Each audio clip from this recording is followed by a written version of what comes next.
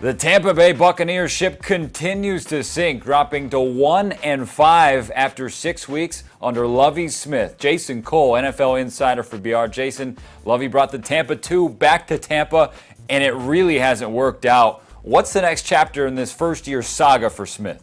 Well, according to Lovie Smith yesterday after the game, the next chapter is a continuation of the book that he's already writing. He said, "I'm not changing the defense. This is what we have done for years and years and years. I'm sticking with it." He was quite definitive about that.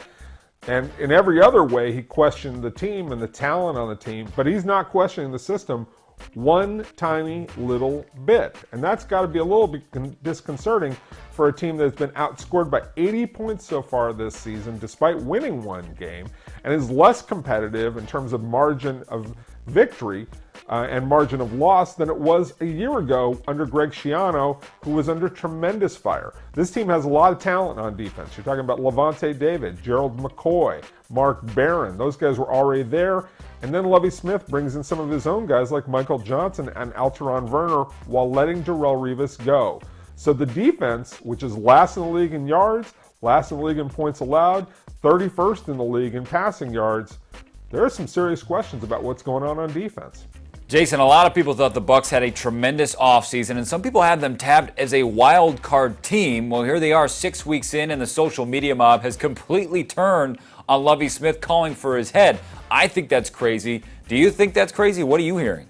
I think it's crazy as well. I think it's absurd to think that Lovie Smith could lose his job already, considering what the Glazer family knows about him, how well they know him, how highly they spoke of him in the past when they brought him in and talking to people around that organization and in that organization.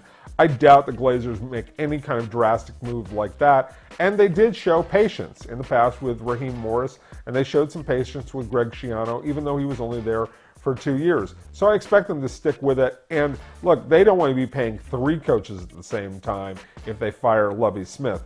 I just don't see that happening. They're going to give Lovie Smith more time.